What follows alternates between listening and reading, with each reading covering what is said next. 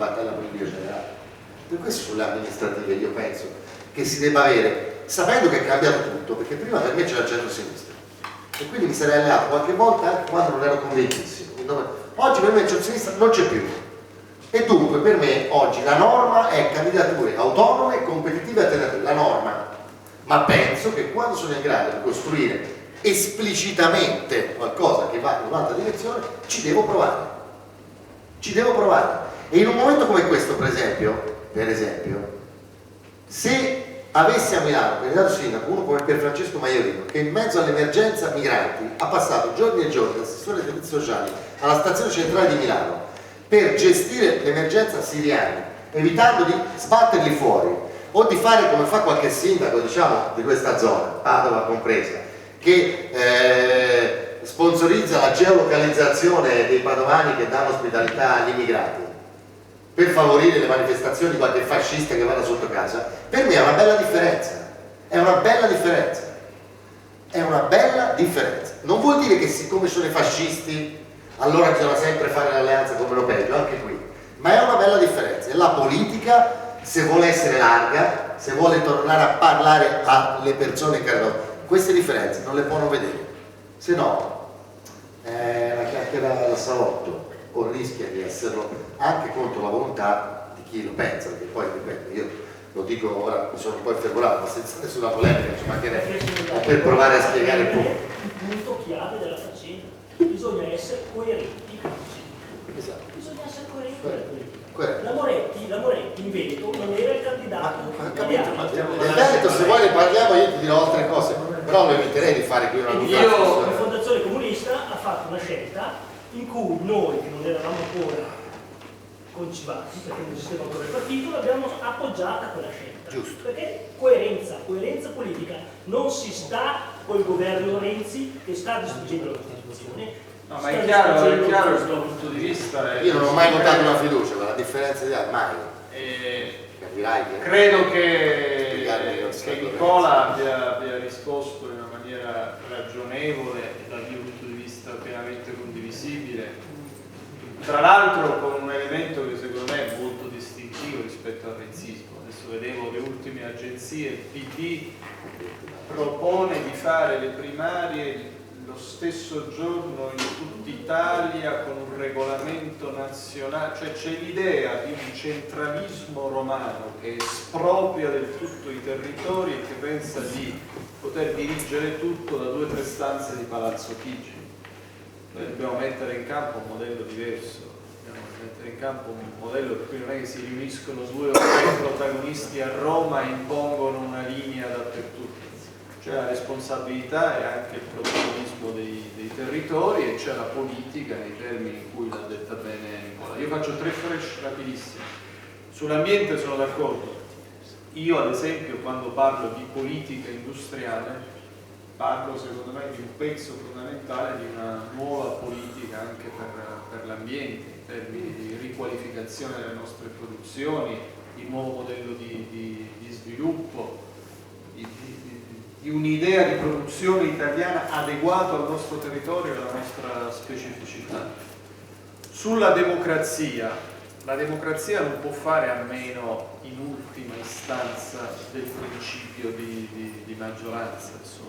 Qualcuno di voi ha posto questo tema. Naturalmente fa una grande differenza il modo in cui questo principio di maggioranza viene applicato. Nelle direzioni del PD ormai il principio di maggioranza era che Renzi veniva con una linea già perfettamente definita con se stesso, faceva una relazione di 1 ora e mezza, agli altri veniva consentito di parlare con qualche minuto e poi si votava esattamente ciò che Renzi aveva detto all'inizio. Poi è un'applicazione del principio di maggioranza che svuota la discussione, svuota il confronto. Io penso a una forza politica che valorizza al massimo i luoghi di confronto vero, in cui ci si parla per cambiare anche opinione, per trovare punti di sintesi, e che poi in ultima istanza ricorre anche a votazioni, anche con strumenti innovativi. Io ad esempio penso che una nuova forza politica su grandi questioni di indirizzo strategico debba praticare anche molto forme di democrazia diretta attraverso il referendum degli iscritti Proprio per questo io credo a un modello in cui tutte le forze che aderiscono fanno una convinzione vera e rimettendo interamente la sovranità e anche la soggettività alla nuova formazione politica che nasce. Sul Movimento 5 Stelle, anche qui è evidente che noi siamo portatori di un progetto alternativo. Ci saranno delle battaglie comuni nel corso dei prossimi mesi, a partire dalla battaglia contro la riforma costituzionale.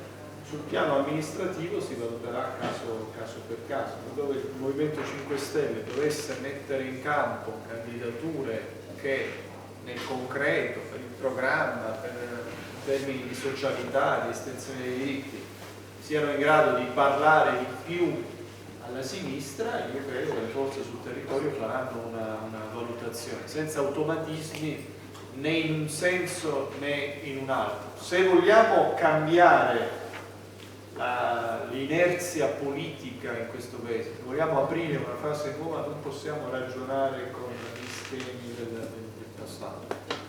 Autonomia e capacità davvero di mettere in campo un elemento di valutazione specifico, distinto, autonomo, non di essere prigionieri di automatismi che poi finiscono per rappresentare una prigione un vincolo. Quindi se faremo questo, secondo me, se ci libereremo anche di polemiche, di posizionamento che secondo me non hanno molto senso e che soprattutto poi non trovano corrispondenza in uno stato d'animo diffuso da tantissimi nostri militanti, io sono convinto che lo spazio per una sinistra nuova, popolare, di governo, in grado di incidere sulla storia di questo paese esiste e ci sia. Sarà anche una casa per chi si sente senza casa? Assolutamente sì. Proprio per questo io penso a un progetto largo e inclusivo, non semplicemente a chi viene da storie passate, e proprio per questo dobbiamo entrarci tutti nello stesso modo. Non voglio riaprire la discussione, ma è del tutto evidente che se nel nuovo partito qualcuno ci entra in quanto singolo e qualcuno ci entra in quanto parte di una formazione politica che rimane in vita, questo è un elemento su cui riflettere. È evidente che la cosa rischia di avere in sé qualcosa che non... Se ci crediamo, credo che bisogna davvero investirci con convinzione e determinazione tutto fin dall'inizio.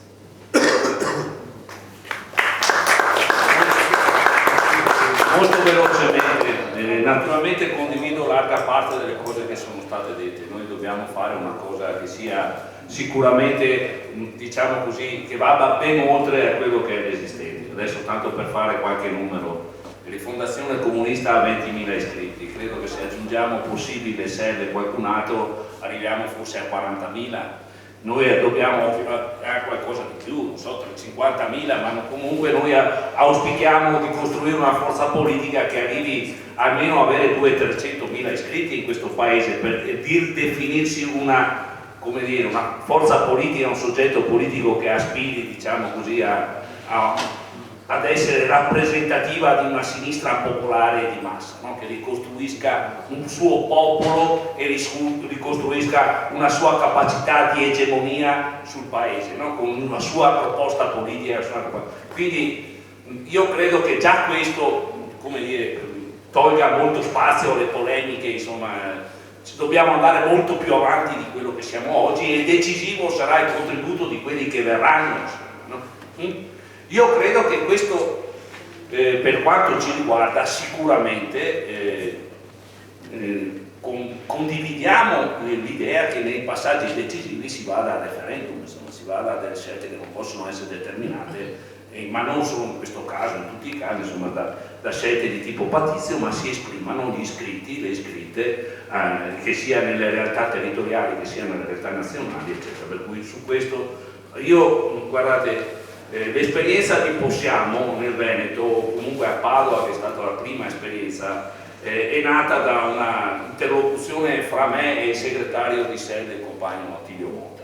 Questa è la verità, insomma. abbiamo detto come affrontiamo questa scadenza delle elezioni regionali, non ripetiamo gli errori che siano sempre stati fatti, cerchiamo di fare qualcosa di nuovo. Abbiamo promosso la prima assemblea, c'era in piedi tutta la discussione della collocazione politica, poi le cose sono andate come sono andate, però guardate, quando noi abbiamo messo in piedi questa cosa, il compagno Attilio Motta ed io ci siamo subito chiamati indietro, cioè non è che noi siamo stati quelli che hanno, cioè il gruppo dirigente che ha portato avanti per quello che è stato possibile, per quanto è durata l'esperienza di Possiamo a Padova, però è stato fatto da compagni e compagni che erano anche di SEL e di Rifondazione Comunista, ma in maggioranza non erano né di SEL né di Rifondazione Comunista, come una scelta chiara di aprire un percorso nuovo. Poi non siamo riperti, questa è la cultura politica, questa è l'idea, insomma, no? che deve essere alla base, insomma, del nuovo soggetto. Sul piano della collocazione politica e alle elezioni amministrative, compagni, io penso che Rocca Canuccia e Milano non si possa imporre la stessa logica, ma Milano non è Rocca Canuccia. Cioè, il punto è evidente che ci sono alcuni passaggi, in questo caso delle elezioni amministrative, che coinvolgono 10 milioni di persone, in grandi città come Milano, come Torino, come Roma adesso e come Napoli, in cui la chiarezza del fatto che si persegue un progetto autonomo e alternativo al PD deve venire fuori netta, chiara, pur condividendo. Io sono d'accordo, compagni, che Roma non deve decidere su tutto, e tantomeno deve decidere, o comunque il gruppo dirigente nazionale di qualsiasi forza politica, comunque sia costituito e soprattutto di un eventuale nuovo soggetto politico, non deve comunque essere quello che decide su tutto e ovunque. Devono essere i territori, devono essere le assemblee, devono essere i compagni attraverso il voto a maggioranza, io credo, a maggioranza, perché non si può, compagni, non procedere in questa logica, perché credo sia anche giusto che ci sia una dialettica e che quindi ci siano anche maggioranze e minoranze, ci siano posizioni di chiarezza. Però, detto questo, compagni, io penso che sulla scadenza delle elezioni amministrative un punto di chiarezza è necessario, insomma, non su Montebelluna, su questo, è evidente che non siamo sullo stesso livello della rappresentanza, della importanza politica che ha una scadenza come quella di Milano, come le elezioni di Milano e Torino. Io penso che là vada fatta una discussione tra i compagni che sono presenti nel territorio, si sia fatta una discussione ampia, seria, e poi si decida insieme se è possibile unitariamente senza rompere. Io penso che ad esempio sarebbe da evitare che una forza politica e forze politiche che vogliono partecipare insieme a un processo unitario anche a Montebelluna non aprono un confronto, una discussione per trovare una soluzione unitaria, a prescindere, pur rimanendo fermo il discorso che ho fatto prima. Detto questo, insomma, non dico altro, credo che siamo tutti d'accordo che dobbiamo puntare a una riconversione ecologica dell'economia, che ci vuole una politica industriale e che questa politica industriale deve essere connessa strettamente al discorso della riconversione ecologica delle produzioni. Noi questo, e in più credo che sia decisiva un'altra questione, forse non è stato, però credo che sia anche nelle proposte che i compagni hanno fatto nello stesso Parlamento. Oggi questo Paese avrebbe bisogno di enormi investimenti, avrebbe la possibilità di creare moltissima occupazione, ad esempio semplicemente investendo sul recupero e riassetto del territorio e la sua messa in sicurezza a livello geologico. Uno Stato che invece di investire nella guerra potrebbe investire nella difesa vera dei suoi cittadini, tutelandoli dal fatto che ogni volta che c'è, con questo quadro con cui ci troviamo, insomma, quei cambiamenti climatici determinano ogni evento climatico, ogni pioggia, una possibilità di disastri che possono anche creare, insomma, delle vittime. Insomma, credo che questo sarebbe il minimo, la minima cosa, la più semplice e la più decente da fare subito. Questo può essere ad esempio un terreno di battaglia politica e di programma molto chiaro di una forza politica che si proponga di governare il Paese. Grazie. Solo per ringraziare di nuovo i nostri ospiti e invitare tutti chi ha voglia, sappiate che c'è un gruppo di persone che è già avanti rispetto a questo, nel senso che da un po' di tempo noi, SEL, Rifondazione o altri partiti si sono già fusi in diciamo già la nostra esperienza amministrativa ha portato il sindaco, che viene fondamentalmente da una lista civica a cui molti di noi fanno parte.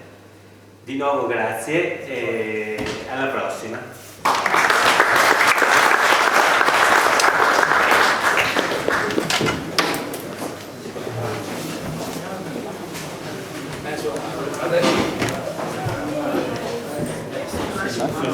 No, infatti mi serve il passaggio, perché io non la mangio. Il passaggio?